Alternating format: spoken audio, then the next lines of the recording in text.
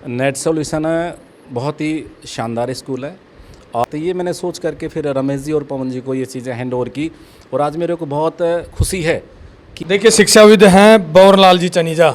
बंवर जी क्या कहेंगे? पहले तो ऐसी प्रतिभा है जो ग्रामीण क्षेत्र में भी आजकल जहां जाते हैं, जिस गांव में जाते हैं, हर जगह मीडिया की पुकार है कि ऐसी प्रतिभाओं को दिखाया जा। 90 से ऊपर है। मैं जब सोशल मीडिया पे लिखता हूं कि 90% से अब वो परसेंटेज शेयर करिए, लाइनें लग जाती है, कतारें लग जाती है, फ़ोन को भी फ्लाइट मोड लगाना पड़ता है। बहुत बहुत धन्यवाद तेजपाल जी। अभी प्रतिस्पर्धा का युग है, इसमें बच्चे ज़्यादा से ज़्यादा पढ़ना चाहते हैं और इसका कारण भी यह है कि अब जो कंपटीशन का जो टाइम आ गया, अगर उसमें 90 से अगर आप नीचे हैं तो फिर कुछ नहीं है। जैसे पहले के टाइम पर जब हम पढ़ते थे उस समय तो पास होना ही बड़ी बात थी। अब इस समय जैसे अगर आप देखते हैं कि भाई 80 तक का मतलब है कि बहुत ज़्यादा कोई कुछ नहीं।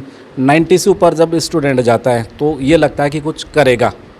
तो जो ये 12th बोर्ड का रिज़ल्ट आया है और साइंस की जो ये मेरी बेटियां हैं, इनको बहुत बहुत बधाई देना चाहता हूँ। इन्होंने बहुत अच्छी मेहनत की है और मैं तो ये कह रहा हूँ कि ये जो मेहनत है ये बरकरार रखो, कीप इट। अगर ऐसा करते रहे तो भविष्य में जो ये चीज़ें सोच रहे हैं, चाहे ये सिविल सेवा में जाना चाहें, चाहे मेडिकल लाइन में जाना चाहें, निश्चित रूप से ये जो सपना है ज़रूर पूरा होगा। और कैसे देखते हैं, लेकिन मोबाइल फ़ोन का यूज़ अब्यूज़ कई सारी चीज़ें लगातार चल रही है। शिक्षा में सबसे बड़ी जड़ी यही है, मोबाइल यूज़फुल भी है और नेगेटिविटी भी है। देखो, जो पढ़ने वाले बच्चे हैं उनके लिए तो ये यूज़फुल है।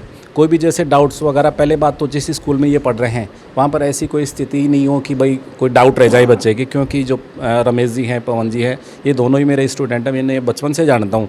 तो वहाँ तो कोई ऐसा है नहीं।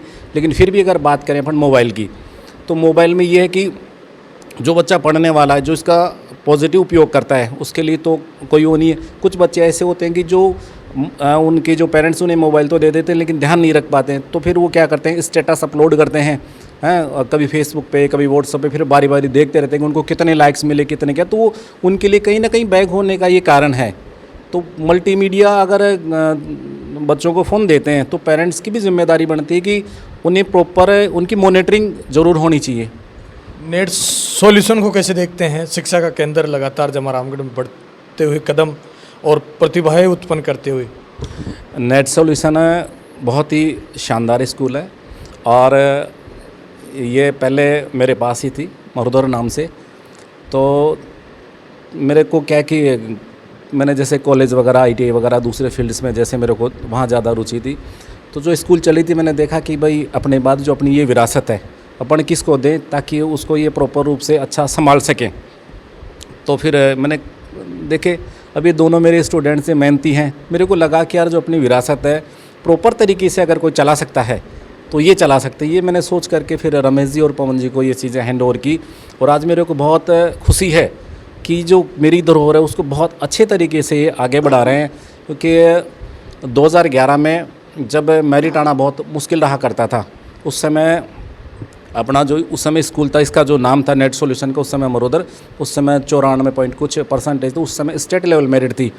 तो जो ये स्कूल है इसके तो जो बैकग्राउंड है या जो इसकी जो पीढ़ी दर पीढ़ी जो परंपरा चली आ रही है वो ऐसी ही थी। तो मैं चाह रहा था कि भाई ये जो चीज़ें वो बनी रहे और उसके लिए मैंने इनको सेलेक्ट किया। तो ये आज मेरे को बहुत ज़्यादा खुशी है कि उस चीज़ को ये बरकरार कर रखें और मेरे से भी बेटर कर रहे हैं ये। धन्यवाद सर। Thank you.